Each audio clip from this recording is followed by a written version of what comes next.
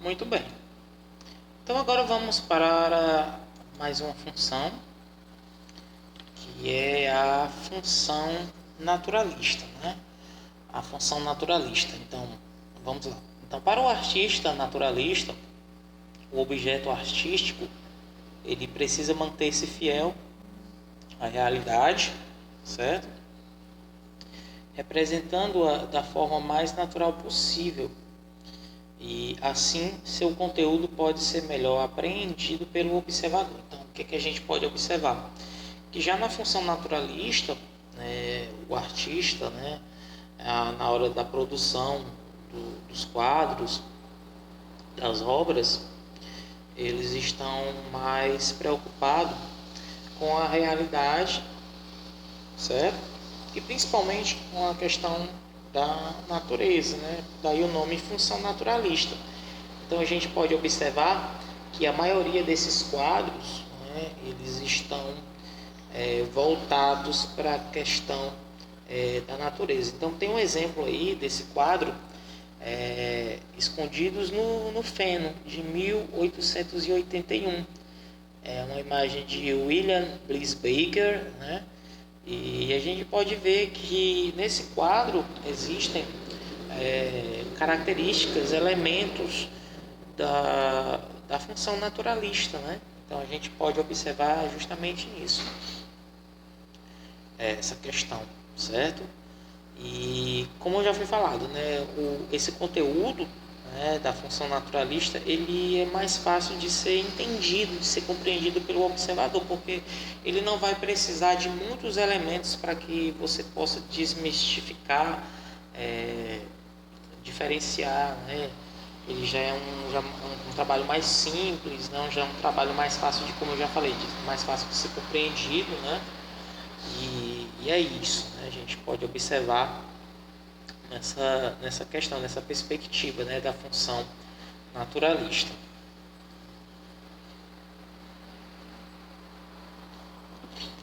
Então, o que, que acontece? Né? A obra naturalista, ela retrata objetos, pessoas ou lugares, buscando a correta representação desses. Disso vem a importância da perfeição técnica, né? Então, o que, que acontece? Como já foi dito, a parte naturalista ela está mais voltada para a questão de paisagens, tratar paisagens, pessoas, né? Lugares, né? E aí eles buscam a correta representação desses, né? Pessoas, lugares, animais, objetos, né? E o resultado dessa função naturalista é a importância da perfeição técnica. Então vocês podem observar que as pinturas naturalistas elas são muito perfeitas, de acordo com a visão do observador, né? Então é muito importante ressaltar isso, né? Essa questão da perfeição. E aí a gente tem uma imagem do retrato de René Descartes, né, que foi feita por Franz Hals. E essa função naturalista, ela pode ser observada. Vocês podem observar que esse quadro, né, ele foi pintado, foi confeccionado de uma forma assim, fosse um retrato fiel do caso de René Descartes, né? Então, a função naturalista ela busca justamente isso, ela se aproximar mais dessa questão das pessoas, dos objetos, né? Dos lugares em que determinadas situações aconteciam, né? E justamente buscando essa representação bem próxima, né? Então, a gente pode observar isso dentro da função naturalista.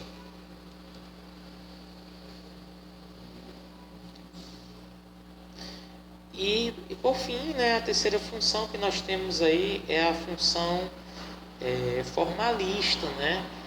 Vocês podem observar que cada uma dessas funções elas têm características bem distintas, né? trabalhadas. E o que acontece? A arte com função formalista atribui maior qualidade à forma de apresentação da obra, ao seu significado e aos motivos estéticos. Então, facilmente vocês podem identificar agora que a função formalista ela não tem uma forma bem definida, né? Ela quebra aqueles paradigmas que vocês viram na função naturalista, né? E também a função pragmática, né? Então, a função formalista ela está preocupada, o artista, né? Ele está mais voltado para a qualidade, né, da apresentação da obra, né? A questão do seu significado, dos seus motivos estéticos, enfim, ele está trabalhando justamente com isso. E aí a gente vê, né, na pintura aí de Pablo Picasso, né, que não tem uma forma, a gente supõe, né, que seja a questão de um homem, né, mas aí você vê que eles têm uns traços bem mais complexos, né, bem mais em formas, né, geométricas do que uma pintura naturalista. Naturalista, como eu já disse, ela já volta mais para a natureza, para a questão do homem, né, aquela coisa mais real. Já a função formalista ela não é vista dessa forma, né?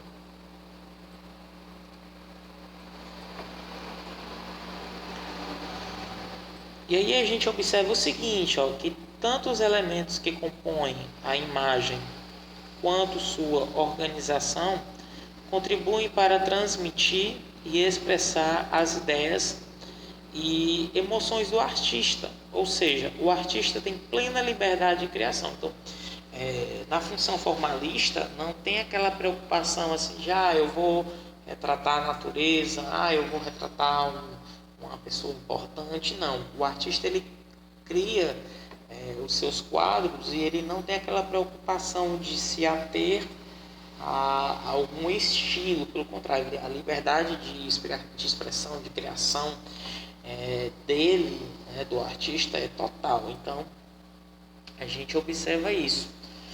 E os elementos que compõem essas imagens formalistas, né, eles vão contribuir muito para a transmissão e a expressão de ideias que o artista possui. Então, assim, o artista, quando ele está elaborando, ele está criando um quadro, uma tela formalista, ele só está preocupado em expor, né, as suas ideias, né? Ele não busca um estilo mais voltado para a natureza, não. Ele não busca isso. Ele quer apenas externar as suas ideias, né? As suas emoções. Então, se ele está um pouco angustiado, se está um pouco triste, ou alegre, ou feliz, ou calmo, ele vai procurar passar todo esse tipo de sentimento que ele tem para a tela, né? Então, é por isso que se diz que ele tem uma plena liberdade de criação, justamente por causa disso, né? Ele não está preocupado com o estético, não está preocupado com a beleza, não está preocupado em se vai agradar ou não alguém. Ele quer apenas expor o que ele está sentindo através dessa pintura. Então, a função formalista ela tem essa característica.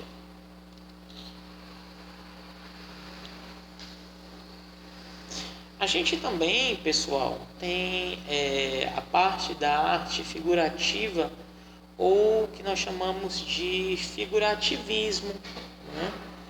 A gente tem aí uma representação chamada de O Astrônomo, né, de Jan Vermeer, né? E a gente pode ver aí, né, nessa imagem a questão da parte da arte figurativa. Então, em que consiste esse tipo de arte, né? O que é essa arte figurativa? Então, ela consiste em retratar e expressar a figura de um lugar, de um objeto ou de uma pessoa, né? Que esses possam reconhecer. Então, o que acontece? Quando a arte figurativa ela aparece, né, ela está preocupada em expressar a figura de um lugar, de uma serra, de um sítio, de um lugar assim, muito bonito, né, de um objeto, né, ou de uma pessoa. Por exemplo, aqui na imagem a gente pode ver uma pessoa com um mapa mundi, né? Aliás, um globo, né? Um globo terrestre. E aí ela está analisando, talvez querendo encontrar a localização de algum lugar. Então, essas representações que estão inseridas dentro da arte figurativa, elas buscam justamente isso, retratar, né, de forma fiel um lugar, uma paisagem, né, então, de um objeto também, ou então da pessoa, né, que não são reconhecidos, ficam no anonimato, né. Então, os artistas da arte figurativa, eles procuravam justamente isso.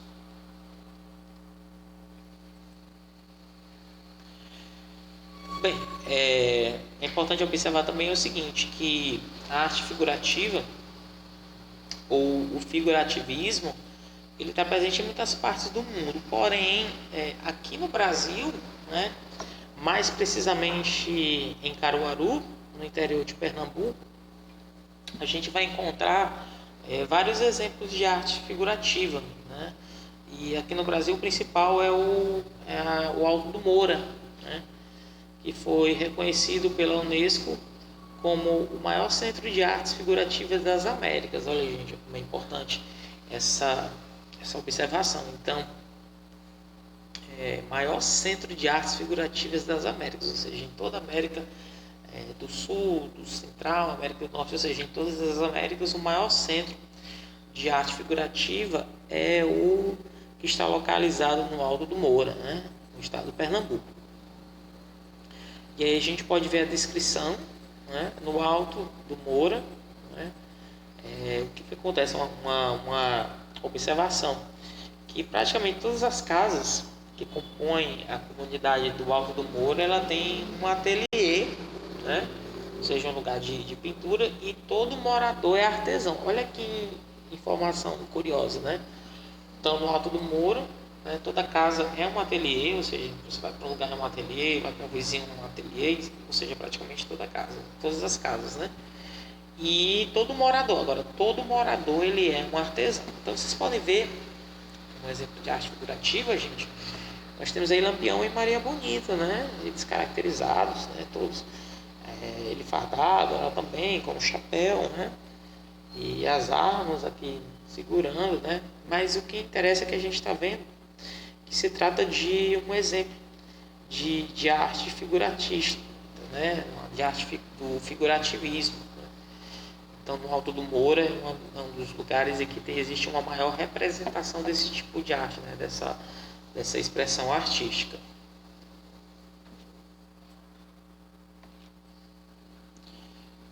Por outro lado, gente, a gente tem aí a parte da arte abstrata, ou o que nós chamamos de abstracionismo. Aí agora vamos lá. De imediato eu já posso falar a vocês que só pela imagem que vocês estão vendo aí do lado, a gente pode observar que não tem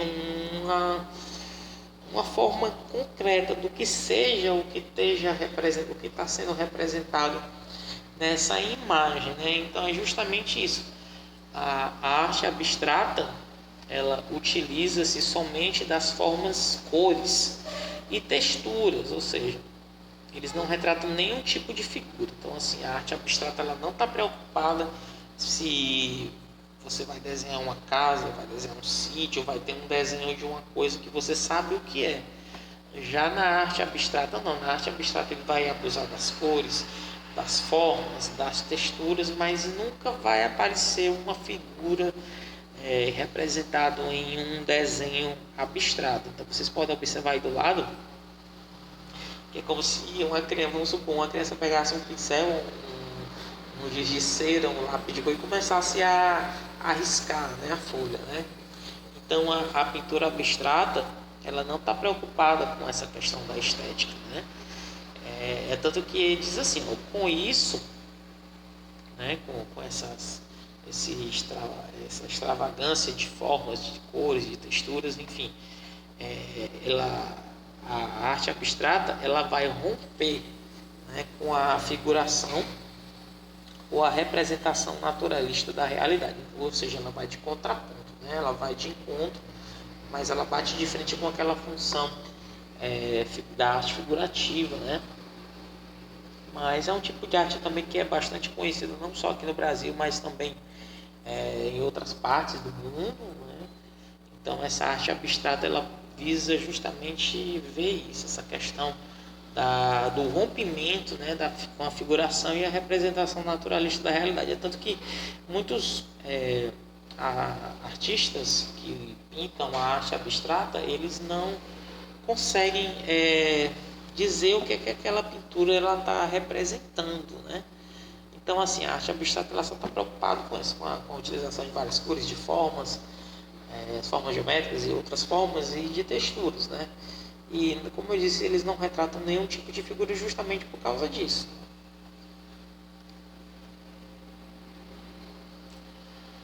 Bem,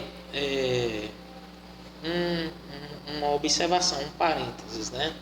A questão de um filme chamado O Sorriso de Mona Lisa. Esse filme, ele já tem um determinado tempo, ele é de 2003, certo? E o que acontece?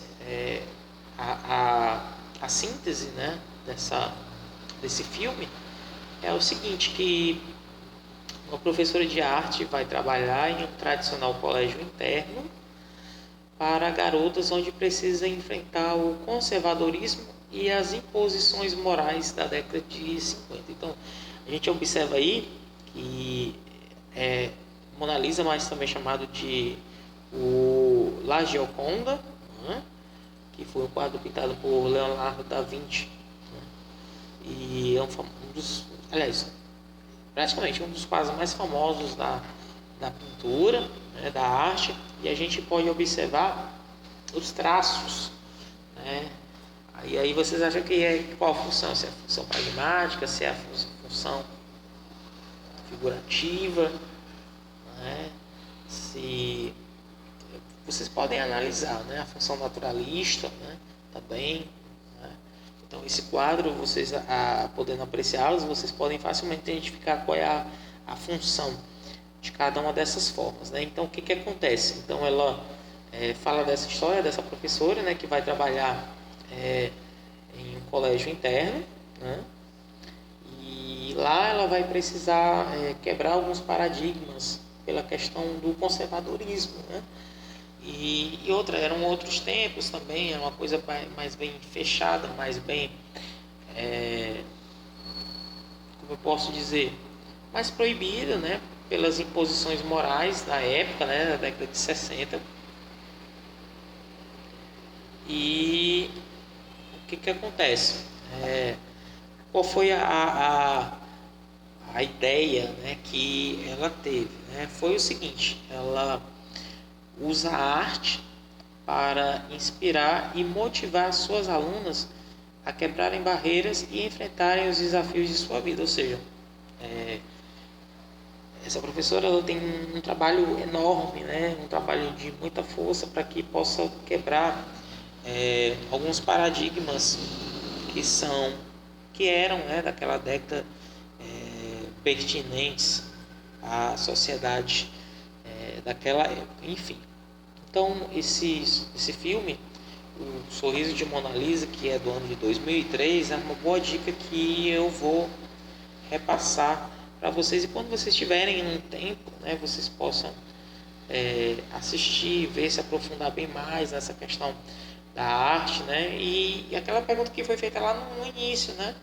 O que é a arte, né? E qual é o seu valor? E são perguntas também que geralmente a gente faz, né? Às vezes não se tem muito costume de ir a museus, de ir a teatros, né? Mas a gente procura sempre estar por dentro de todos esses movimentos, né? E esse filme, né, que eu acabei de falar para vocês, eu particularmente gosto porque, assim, tem a questão da professora de querer educar, de querer mudar o posicionamento, principalmente naquela